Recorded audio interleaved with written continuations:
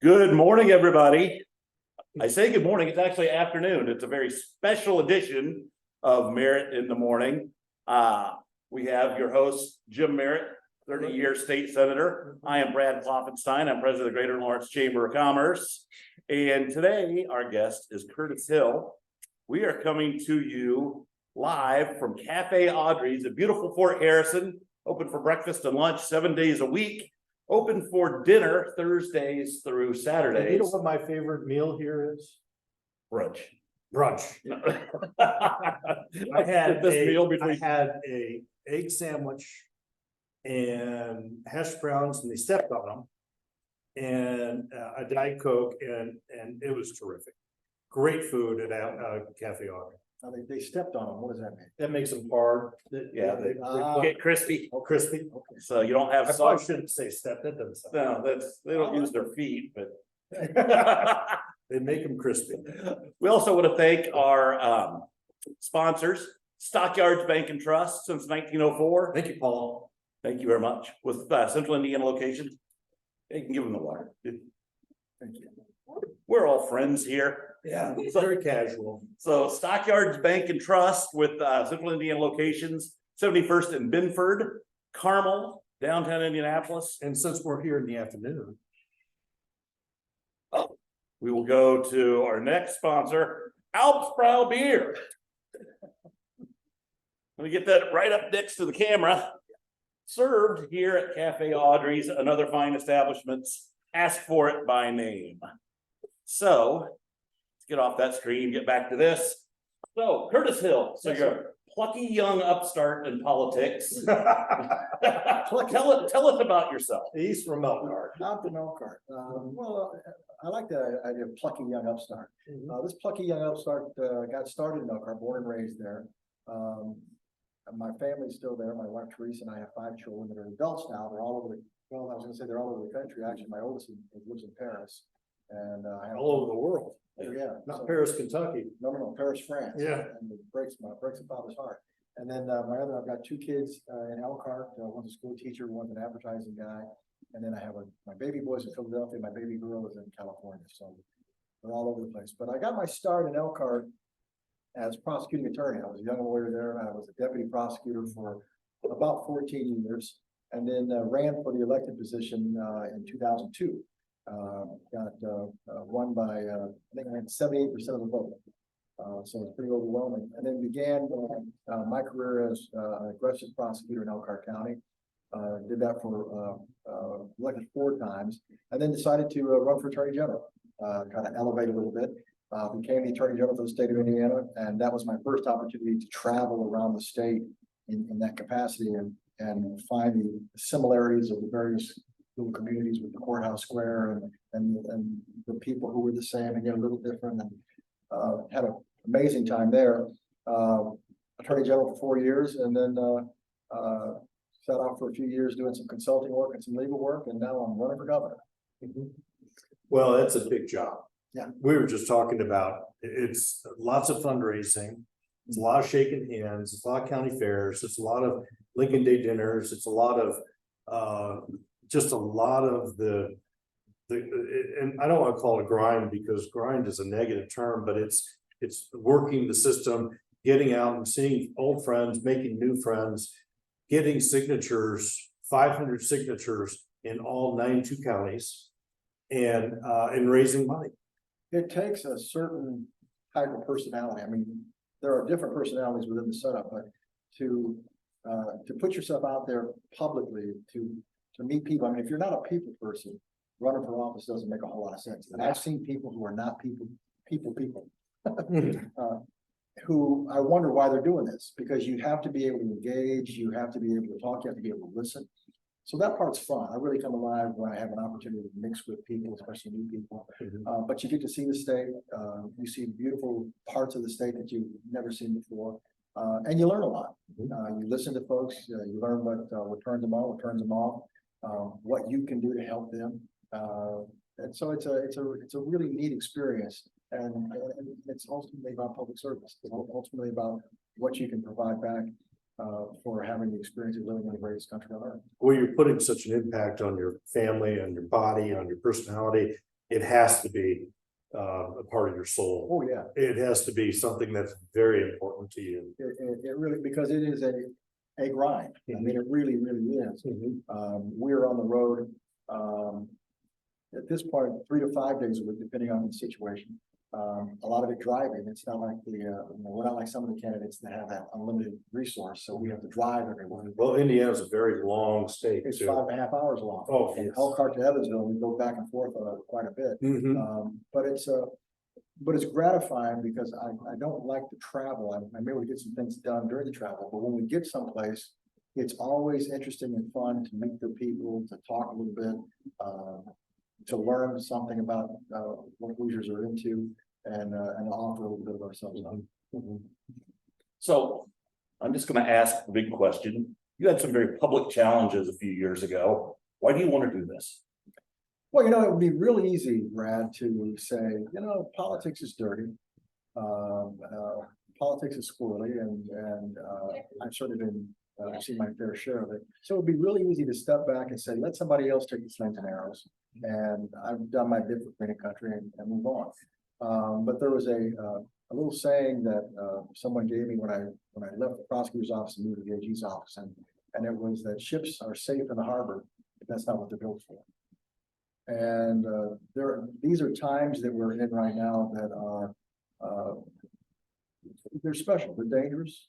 They're what's coming next is hard to say, and on the world stage, on the national stage, even in our state. And I think we have to have courageous leaders. I think it's imperative that we have the kind of people who know how to take a plunge, because everything has gotten crazy. We're seeing rogue prosecutors. We're seeing the weaponization of the justice system at the national level, yes, but I can assure you it's happening here. We're seeing the weaponization of race. Conversations are being stifled because someone can make an accusation of you being a racist, and that's the worst possible thing that can happen to you. So what do? You've got opinions about things that are going on these days. Keep your mouth shut. And that weaponization of race is that's what's doing that. They're purposely making a situation where you don't say what's on your mind. Well, I say what's on my mind, and I've been accused of being a racist. But it's a little bit laughable because we have a good answer for that. But we also see the sexualization of children.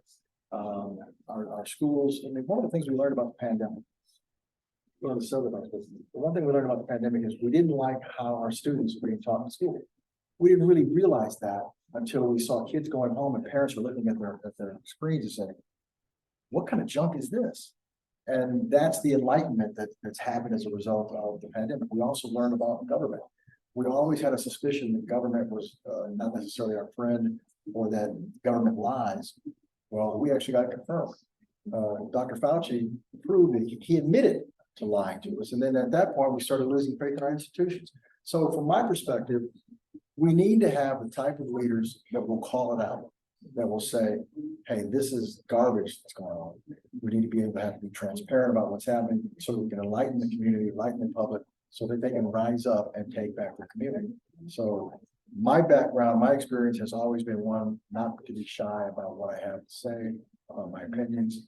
I like to believe I can back them up. So we are about the truth. We're about transparency. We're about leading our nation going forward, leading our state going forward. Indiana is at the heart of our nation, should be the spiritual heart of our nation, and we need to make sure that the state responds to that need. I know a little bit about politics. I've been around for a long, long time, and I stuffed envelopes for Bill Hudnut in 1975. And so I've been around for a little while, and from what I can see is when you get rolling in the morning, because of your service as Attorney General, you have at least 12 to 15% of the Republican vote in a situation in a primary. The question is, with 5, maybe 6 people who are running for governor, if you look at it, if you double that, you have a very good chance to win the nomination. Now, work hard and be nice is our phrase, but I think a very good question and a conservative question is how do you do that? How do you double that groundswell or that ground support that you have because of your previous service, and how do you get to 25% when you have a lieutenant governor who's been raising money, who knows the infrastructure of the Republican Party? You have Brad Chambers, who has pledged $5 million. He has a quality team around him. And you have a sitting U.S. senator that's running against you that has been around. He's got a network, as well as Eric Doden, who's a well-respected person from Fort Wayne. How do you get from maybe I'm wrong, but how do you get from the 12 to 15% to 25 to 30%? Well, I would change this adage here. It would be more like work hard and tell the truth. This is an old-fashioned grassroots campaign, grassroots effort. And you're exactly right. We don't have the financial resources like some of my opponents. And so if Hoosiers are digging the idea of a cat coming along with $5 million and putting it in the investment and buying the election, I'm not the guy. And I'm betting that that's not what Hoosiers are wanting. It happens that we have 3 individuals at least who have that capacity, who could just go in and write a check and make something happen. And that seems to be sort of the call of the day. We see that nationally all over the place, these rich guys coming in. Well, the idea of public service is that anybody ought to be able to come in, talk to the people, secure a vote. So I'm happy to represent that anybody. To your point, it's hard work. It's connecting with people. We have, especially in the GOP, we have a number of people, and you've seen this in your career. You've got people who hold themselves out almost as invisible or vanilla. They don't want to take a position because they're worried about what this person will say or this person will say. Yeah. So I take no position, do middle of the road, and at the end of the day, you don't know anything about that person. Well, we got that in this race. I mean, first of all, if you've got people in the race who've never served in elective office running for governor, to me, that's a mistake. I'm not suggesting that you can't run, but it's too big of a job, and it's not even the part of the job of the work that's being done. The level of scrutiny, the level of transparency that comes into play. I hear people say, "Oh, we want to run government like a business." Well, that's okay. That's okay. Except it's not a business. It's not, but it's not a business. I used to say that, and it's just not. There are business principles that There are you can applicable. use. Yes. Conservative principles, I buy that. I'm a businessman. I'm a graduate from the Kelly School of Business before Mr. Kelly signed the check, but it's the IU School of Business. So I get that. There are principles that apply, but it's not a business. How do you measure the return on investment in public safety? It's not dollars and cents. You know what it is? How does your wife feel at night walking? That's exactly right. That is the value. When you get out of the car in the grocery store, do you feel like you're going to get a costume? That's the value of public safety. So these folks who say, well, I'm an outsider and I'm a businessman, they see that happening with Trump. No. You want to see an outsider? Here's your outsider. Here's a guy who fought his way into the system. No one came into Elkhart County and recruited me to run for state office. When people found out I was running for state office, they were against it. Why? Because we don't know this guy. We can't control this guy. And the name of the game in Indianapolis is you better control. You got to know your place. You got to fall in line. That's not Curtis Hill. So you pick up enemies right away. So how do we win? We tell the truth about what we're up against. We're up against people who are not defined. It's easy to go out there and say conservative talking points. I'm going to this and I'm going to that. Look at the person and determine through their service. Have you seen this? Have you seen this person do what they claim they're going to do? Because if you've been in an elected office and you're running for governor and you haven't done the things that you're telling people you're going to do, it's going to be pretty clear. We've got that in this race. Let me reset here for our audience. You are watching Merritt in the morning, although today is Merritt in the afternoon.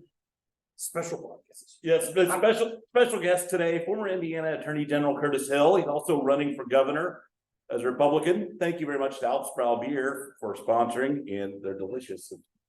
I'll take your word for it. Okay, I'll give you a rain check on this. Thank you very much to Stockyards Bank and Trust with Central Indian locations, 71st and Binford, Carmel, downtown Plainfield, and St. Francis Hospital on the south side. Thank you very much to Cafe Audrey's for being our gracious host every other week while we're here. Usually we do this show on Thursday mornings at 9 a.m. but to accommodate your schedule, it pushes to the afternoon and it allows me to have a beer. Absolutely. Can't drink in the morning. I guess you could, but that goes back to my college days.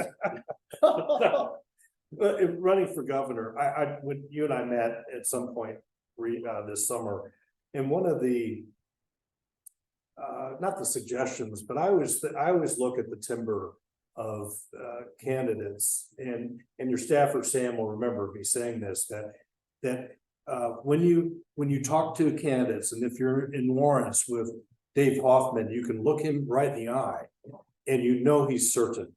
And the idea that we want our public servants to not be wishy-washy. And we want those individuals to have principles. We want those officials to have a plan. And I think tell our audience about your principles and about what you envision for the state of Indiana going forward. Well, as I said, the truth really matters. And would we have ever thought 10 years ago or even 5 years ago that we were debating issues of gender?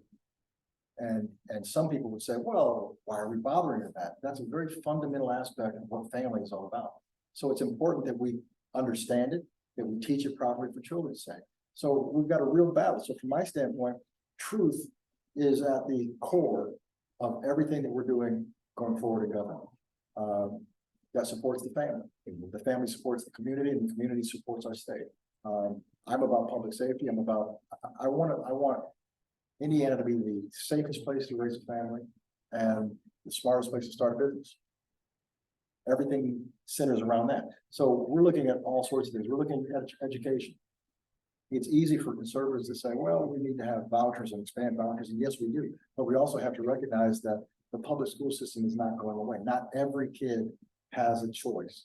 Not every parent can make that choice. So we need to fundamentally fix the public education process. Having said that, it starts with getting out of the federal government.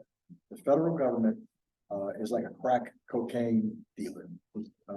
Holds you hostage. We're going to give you X millions of dollars, but here's the string that's attached. Speaking my language right now. And what happens is the schools, they get so hungry for that money, they just say, give me more, give me more, give me more.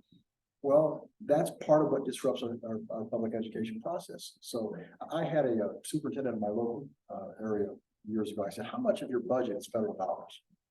He said about 7%. I said, how much of what you do is geared towards pulling in that 7% or maintaining it? He said, over 50%. So you don't have to have a public school education to understand how that math works. You start making some cuts on the federal dollars, you cut the federal responsibilities, and now you can go back to doing some good old fashioned teaching. So there's things that we can do that will elevate our folks going forward. From a regulatory standpoint, as Attorney General, I had experience with dealing with state agencies. And one of the things I know about state agencies is that they're all fat. They all are loaded with regulations that are crazy. Folks will issue rules or there'll be legislation that doesn't work. I used to call the legislation my Uncle Larry laws. And we had some legislator who had something happen to his Uncle Larry. So he filed a bill and got a law passed and it only impacted Uncle Larry. Yeah, There's of course. You've seen those. A lot of Uncle Larry's Yeah. out there.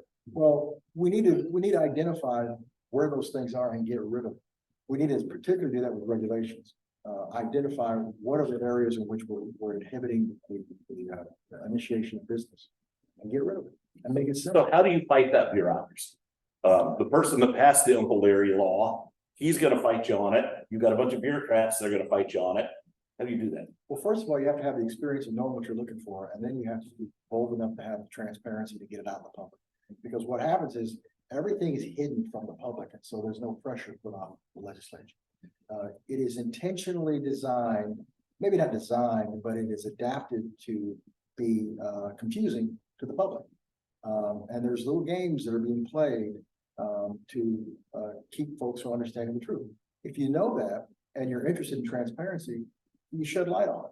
This is how this process works. And once that happens, you start to see change occur. We had a sad moment that will continue to be sad yesterday with Senator Sandlin passing away. And I know he was a very good friend of yours, and he's a very good friend of mine. And You knew exactly where you were when you talked to Jack Sanders. Jack is great. Yeah, Jack, and I'm so fortunate. I was down here on Sunday for the Johnson County Chairman's picnic. Not sure whether it was August or something. And it's a Jack, party event. Huh? yeah, and Jack was there. Mhm. So, and I hadn't seen him in quite some time, and I had a chance to see him, talk to him a little bit. He was looking frail. I noticed that he was looking a lot thinner than I'd seen from memory. Mhm. But Jack was I think, an ideal legislator because he didn't lose his persona. He's a regular guy, regular dude, Mhm. and that'll be a big loss for Hoosiers. Yeah, our caucus is, as you know, a family, and the Senate is a family as well. And Jack, not many people knew that he had a real interest in mental health issues. He obviously is former law enforcement and had interest in that. And he worked across the aisle. He was a very good legislator and will be sorely missed. And he was a supporter of mine Yes, I know he was. when it wasn't too popular to support me. Yes, he had your back. Jack He had your Sanders back, did no that. question about Yes, it. sir. No question about it. So moving on to your campaign, what is it you bring to the table that your opponents might not? And what would the first 100 days of a Curtis Hill administration look like? Well, I think there's a freshness to my approach. I think when you look at me, you should get a sense of I will do what I say I will. I think the leadership is about being in the foxhole and who you want to judge, who you want to be in there with their back against yours. Do you want to be in there with somebody who's going to scramble out and leave you hanging? And that's been my history throughout my entire career, is being somebody we can count on. So I think that's important. Initially, we want to get control of the agencies. One of the first things that I'll do is, and I've talked about this publicly, I'll eliminate what's referenced the DEI officer for the state, diversity, inclusion, and equity. And not because I'm anti-diversity, I'm not. I believe that diversity is important. I just don't believe that diversity should exceed excellence. I think that inclusion is important, but not overconfidence. And I think that equity is fabulous, but not over fairness. And what we have by the government setup of this DEI officer is a check the box mentality. It's not necessarily designed to actually be effective in being inclusion. It's more of the standpoint of gee, we want to do this so that we look like we're that thing. And we want to replace it. We don't want to just get rid of it. We want to replace that with direct engagement. As Attorney General, I had forums, bipartisan forums, community-wide. We had state folks come in across the state. We had experts come in from out of the country, out of the state. But we want to engage communities directly, whether it's on race, justice, mental health, all of the above. We did that as Attorney General. We can do that again going forward. So that's one of the things I want to do, because I want to get us out of the business of just making things up. We wanted by executive order, we're going to look at things like what we call things. So for example, in the health department, they have a thing called chest feeding. Well, that doesn't exist. So we need to start speaking the truth about that. We want to identify, we want to sit down and identify what it is the government does and why we do it, and put into a category. These are the things that we must do, and here's what they cost. Here are the things that we would like to do, and here's what they cost, and get a real good sense of what an efficient government should look like, and then develop appropriate policies to pay for it. You know, there's a lot of truth there, and I've always thought that if I was going to take over an organization, that I'd audit it. Mhm. I'd see what we have and what we don't have, and the Lean Six Sigma up in Fort Wayne has been just dramatically successful in making Fort Wayne's government efficiently run, and as well as putting a black belt on every department staff, so that you're getting exactly what you need. And I'm glad to hear that you want to take a close look at all of government, because it's grown. It has grown incredibly, and Mitch Daniels took it down, and it's bubbled back up to being a very large entity. No question about it. Well, it's huge and it doesn't need to be. Yeah. And a lot of it, when you're actually in that experience, this is why the guys who are in the race can't pick this up because they've not experienced it. The bureaucracy sort of takes control. They act as, they see the elected officials as passing through. And they're just gonna bide their time. And you're here today, but you'll be gone tomorrow, but I'll still be here. Right. And that's the attitude. So if you're not understanding that, if you don't have any experience with that, and you can pass 4 years of government and not realize that you've just been had. So understanding how that works, I think gives an advantage to people who have any experience, provided that you know how to use that experience. And one of the things that it's always of interest to me, I do a lot of traveling. And people say, well, you're from Indiana, that's great. It's a red state, super majority. And I have to explain to them, it's not always what you think with a super majority, because there's so much not stepping on each other's toes, that oftentimes the things that you think would be easy to get taken care of aren't getting taken care of. So we want to be able to start with a relationship with the General Assembly of cooperation, that we're all in this together. I hate that cliche, but get out of the pandemic. Yeah. But we want to work together. We want to identify ways in which we can win, we can be successful, and I think we can get that done. Good. So what is next for you for the next 6 months, 7 months until the primary? Well, it's pretty much the same.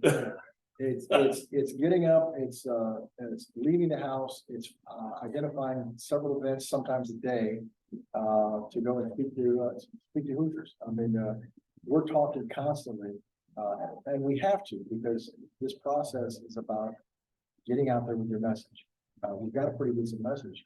We just need to get out there and connect. So we'll be out just about every day, traveling the state, connecting with folks, listening to what they have to say, giving suggestions to where we are. And in that whole process, we're formulating our plan. This process, I think a lot of people say, well, Curtis, come down here and tell us what you're going to do. Well, a part of what we're going to do hasn't been developed yet, because this is a part of the process, listening, getting ideas. When Jim and I met a few weeks ago, he had some great ideas. We're going to continue to capitalize on that. I've got a meeting tonight in Richmond. So we'll be asking people in Richmond what do you want here in the Rose City? So we'll be doing a lot of that and just getting prepared. As things heat up, hopefully we'll engage in more active debates. Right now we're doing forums, but I think it would be great for the candidates to actually be in a position to ask each other questions and say, well, you said this, how about that? How about that? You said this. I think that's a good, healthy experience. I'm not sure everybody's going to be in agreement with that, because this is the first time that we've had in a long time a competitive gubernatorial primary. Long time. And Clark, one of the things I talked to the Attorney General about is not taking over Indianapolis, but there's a good economic development relationship between the city and the state. But I can see efficiencies with working because the state has so much property downtown that there could be a good working relationship from Department of Correction to Department of Transportation to the welfare part of government, and they're both entities. Obviously the city hopefully will be run by a Republican come this election day, but there are so many different synergies that go on with state government and local government. I think it would behoove all entities to see how we can save money and not duplicate. And I think there's a lot of opportunity there. Well, having experience as a county official, prosecutor is a state official but works in the county government. Right. So working with county commissioners, county council. Well, you're elected by the county. Yeah, and working with all those entities is very, very helpful in understanding the synergies between state and local government. Will you understand the use of data is so large and it's boring, but the use of data with local law enforcement and with justice and as well as at the state can be nothing but great things because data tells you the story. Well, here's a data point that I often talk about. In any community, the vast majority of crime is committed by a very small percentage of people. Absolutely. And if you deal decisively with that very small percentage of people, crime goes down, safety goes up. that's the core of what it takes for proactive law enforcement. And it is as simple as that. When you identify who your frequent flyers are, you can put plans in place to catch them almost in the act. And especially with crimes. And eliminate turnstile. Yeah, exactly. And you kind of want to get them before they procreate. You got youngsters following out in their footsteps, but you can actually make a difference if you're committed to getting it done. And I've seen public safety ebb and flow. I mean, right now, the state of policing is just so low because of how police are treated. And we have a responsibility to encourage folks who go into law enforcement that we will have their back, just like we know they have ours. Well, I'm really glad the legislature and the governor signed a pay increase for state policemen. Long overdue, and probably not enough. Well, not enough, as I understand. I don't think it has a cost of living adjustment or automatic. No, I don't believe it does. But it's a start. Yes, it's a start. No question about it. No question about it. So you've been watching Merritt in the Morning with your host, Jim Merritt. Brad Klopfenstein, our guest this week, has been Curtis Hill, candidate for Indiana governor. Go back to our slides while we're doing this, Jim.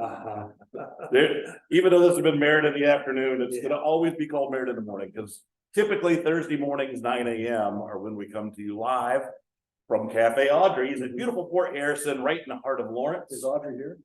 No, and her name's Tammy, and I have not seen her today. Cafe Tammy. Yeah, so, but they are open 7 days a week for breakfast and lunch, dinner Thursdays through Saturdays. Thank you very much to Stockyards Bank for sponsoring Merritt in the Morning. Sponsor. Yep, this is their second episode, so where they've sponsored us. What is this, 15 now, 16? I think it's 15. Yeah. This is episode 15. I thought we'd get to about 2. Also want to thank Alps Proud Beer for sponsoring, available at Cafe Audrey's. That's his third one. Yeah.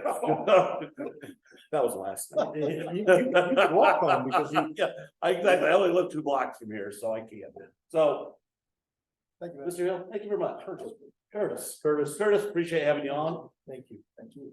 Thank you all for watching. We'll see you again in 2 weeks.